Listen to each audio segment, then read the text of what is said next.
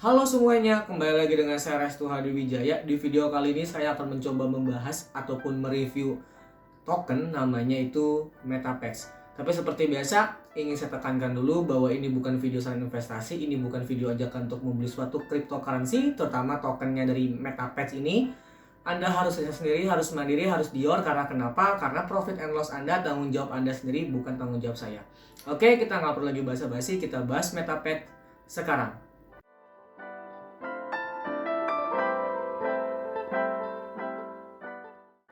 MetaPax, kenapa sih saya mau bahas project ini gitu? Karena sebenarnya gini, nggak ada sih yang minta ya, nggak ada yang request. Tapi kalau teman-teman mau request, Anda mau request boleh tulis aja di kolom komentar apa yang mau direview. Alasan utama saya membahas MetaPax karena beberapa hari terakhir ini saya melihat itu trending di CoinMarketCap. Itu aja. Jadi saya pengen bahas dan saya sempat penasaran. Tapi perlu teman-teman ketahui juga, proyek ini proyek yang tidak dijamin aman. Saya hanya mereview, membahasnya karena saya nggak mau Anda itu beli hanya karena FOMO. Maksudnya di trending market cap aja ya, di coin market cap trending langsung dibeli gitu. Saya nggak mau Anda kayak gitu, jadi saya paling nggak sebelum Anda membeli bisa sedikit riset kenapa token ini bisa trending, terus projectnya apa, dan semoga video ini bisa ngebantu Anda dalam melakukan riset, oke? Pertama, tujuan dari MetaPax itu apa sih?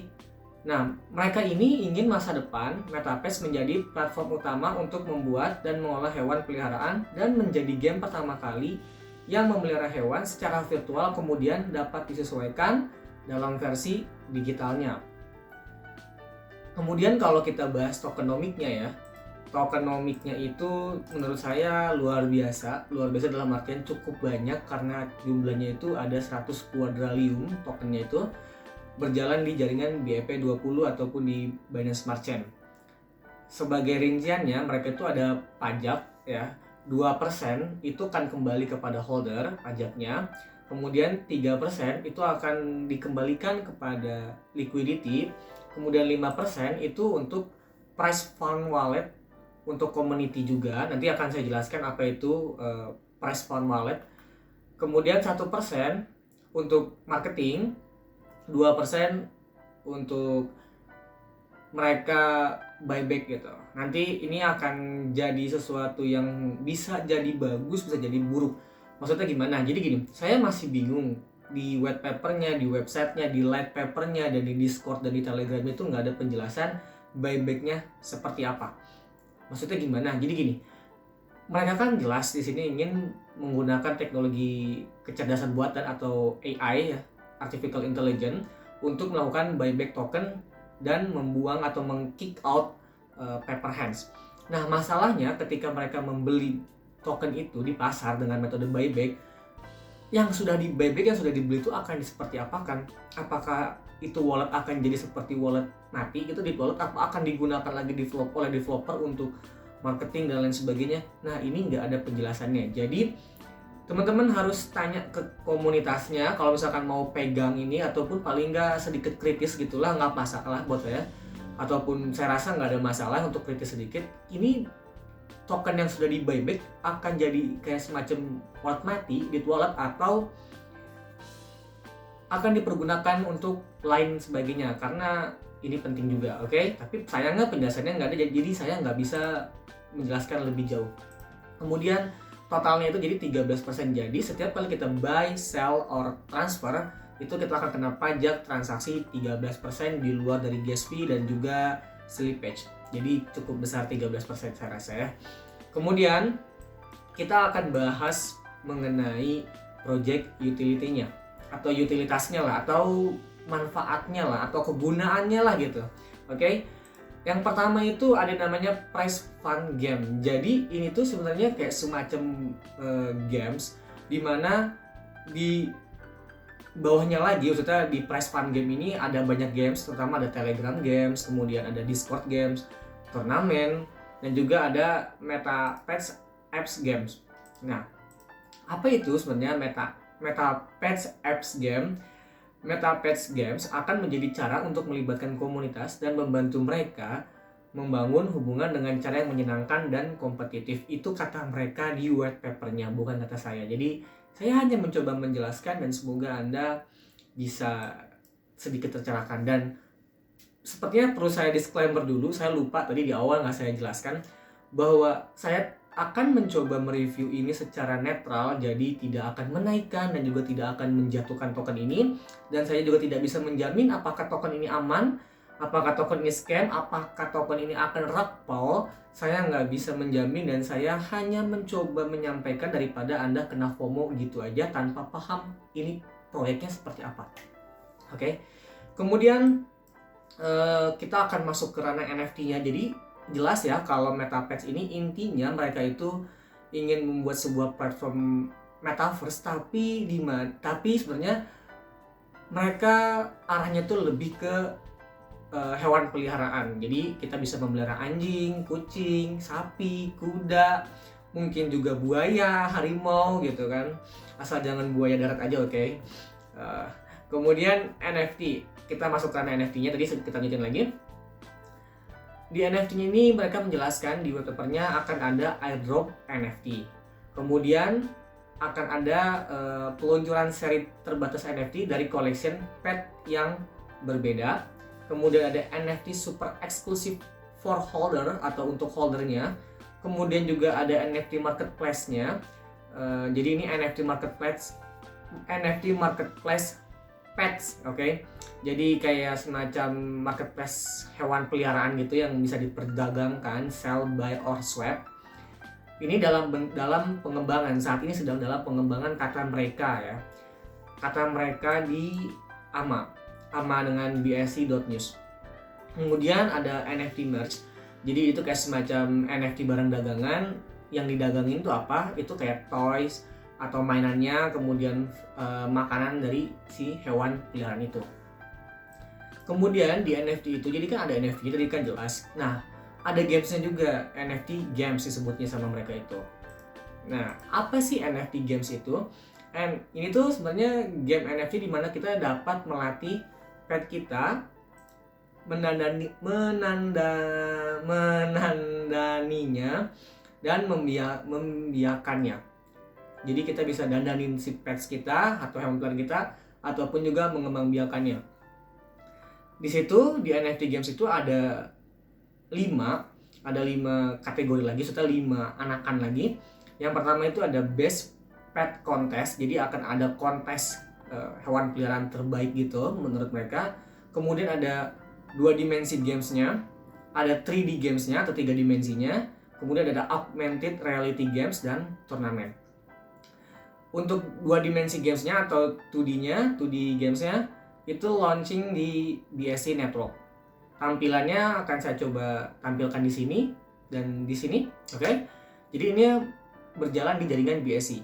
Kemudian untuk 3D gamesnya itu mereka juga sama berjalan di jaringan BSC, tapi akan ada bridge ke Ethereum, akan ada jembatan untuk ke Ethereum-nya. Tampilannya akan saya tampilkan di sini dan di sini, oke?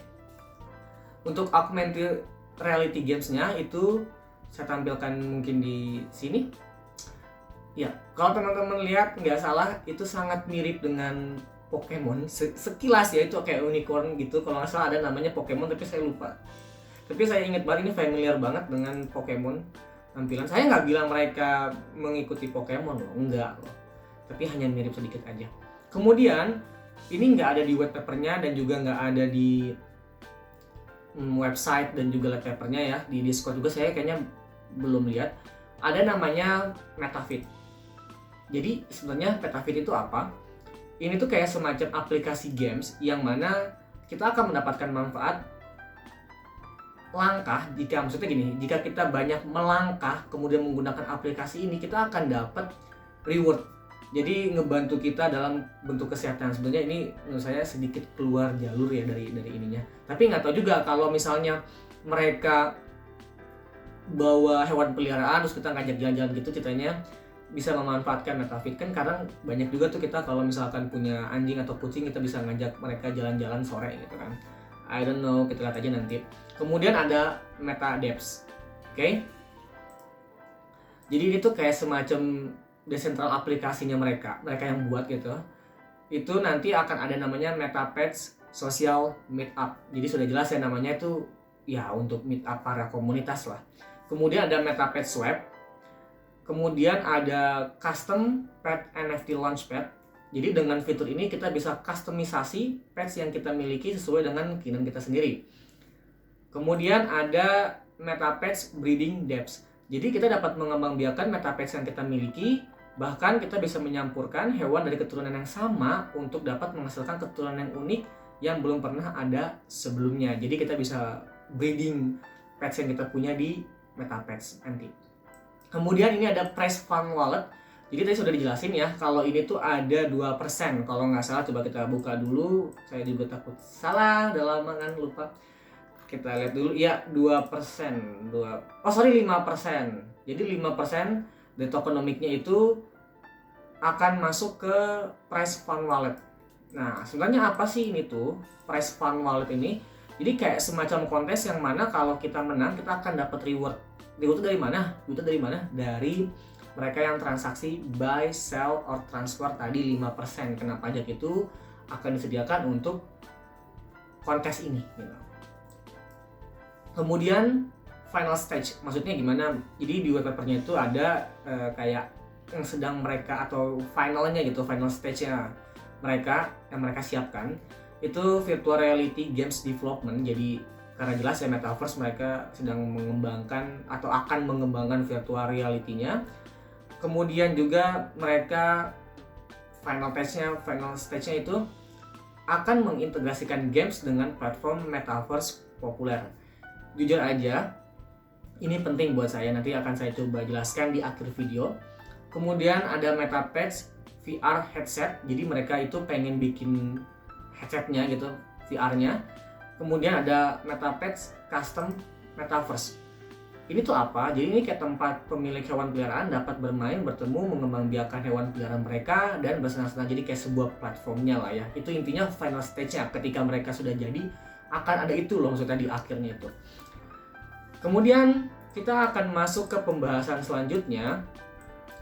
Ada beberapa yang harus dipikirkan untuk Anda semua yang pengen mengkoleksi MetaPads atau ingin mau pegang proyek ini jangka panjang. Ada beberapa yang harus dipikirkan, tapi tenang, ini bukan video FAQ, jadi bukan video yang menebar ketakutan gitu. Ini saya harap video bisa menjadi sebuah referensi Anda untuk melakukan riset yang cermat. Jadi saya akan membahas yang harus dipikirkannya dan membahas kenapa proyek ini cukup bagus, oke? Tapi tetap saya nggak menjamin loh ini akan tidak scam atau tidak rakpal. Saya tidak menjamin, apalagi ini kalau nggak salah ada di peringkat 600-an ya, 600 coin market cap gitu kalau nggak salah, ada 600-an. Dan jujur aja kalau buat saya, kalau token ataupun koin kripto di atas 100 ranking coin market cap itu agak riskan dari segi fluktuatif maupun ya lain-lainnya gitu ya. Oke, beberapa yang harus dipikirkan. Pertama, ini tadi udah dijelasin ya, ada cukup banyak. Teman-teman bisa buka aja segmennya atau timestamp-nya di kolom deskripsi ini. Ada banyak proyek yang sedang atau akan mereka kerjakan, atau planningnya itu ada banyak. Yang kalian harus pikirkan, teman-teman harus pikirkan, apakah tidak terlalu banyak yang sedang dikerjakan, yang sedang diplanningkan ini tidak terlalu banyak? Jawabannya hanya Anda sendiri yang tahu. Kemudian saya tidak begitu jelas soal timeline pengerjaan. Betul, memang di dunia kripto ini ada banyak proyek yang tidak punya timeline jelas, tapi proyeknya jalan gitu kan. Betul, tapi juga kita harus semakin berhati-hati. Karena kenapa? Karena semakin mudah membuat proyek kripto, terutama di jaringan BSC dan juga rawan gitu. Apalagi kita akan masuk sepertinya sih mungkin crypto winter kalau menurut saya. Mungkin ya, saya juga bukan peramal, bukan dukun, dan saya tidak menemukan timeline pengerjaan yang cukup jelas. Kemudian juga saya dengan keterbatasan saya tidak dapat menemukan developernya dengan jelas.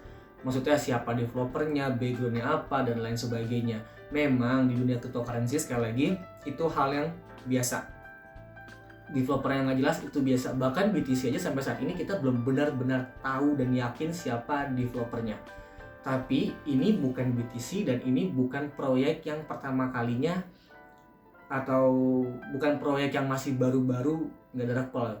Jadi kita tetap harus hati-hati. Kalau kita nggak dapet developernya, ya kita harus siap dengan segala resikonya. Itu aja menurut saya. Kemudian juga konsep peliharaan ini sudah ada beberapa sebelumnya seperti Axie Infinity dan Pokemon Go. Axie Infinity tetap konsepnya peliharaan ya. Kemudian Pokemon Go. Pokemon Go gimana maksudnya? Itu kan bukan kripto. Jangan salah. Pokemon Go pada tahun 2021 itu mendapat dana segar sekitar 300 juta US dollar atau sekitar 4,3 triliun dalam rupiah ya. Gila nggak sih itu? Mereka jadi mengumpulkan uang untuk masuk ke proyek Metaverse. Oke? Kemudian total nilai Pokemon Go saat ini tuh ada 9 billion dolar. Jadi dalam bentuk dolar 9 miliar dolar lah gitu. Pertanyaannya, seberapa yakin kalian dengan MetaPads untuk bersaing dengan ya katakanlah misalkan Axie Infinity ataupun juga Pokemon Go. Tuh lu ngomong nggak apple to apple? Mungkin iya karena Axie Infinity sudah besar banget dan kemudian Pokemon Go juga sudah punya nama dan juga sudah dapat pendanaan sebesar ini. Tapi kan memang konsepnya mereka itu sama, hewan peliharaan. Oke, justru itu yang harus dibahan compare, jadi bahan perbandingan gitu. Bahwa sudah ada sebelumnya nih Axie Infinity yang berhasil lah ya kategorinya, jelas. Terus kemudian juga Pokemon Go saya rasa nggak akan lama lagi mereka akan menggebrak dan konsepnya juga sama nih. MetaPads ini adalah hewan peliharaan, walaupun mungkin beda ya. Yang satu lebih ke arah ke arah sesuatu yang tidak begitu real dalam bentuk kan kalau hewan peliharaan MetaPads itu lebih secara teori lebih benar-benar seperti hewan nyata gitu ya. Kemudian tadi kita bahas beberapa hal yang harus dipikirkan. Sekarang kita akan bahas kenapa proyek ini bisa dikatakan berpotensi. Pertama, proyek ini final stage-nya itu mereka berusaha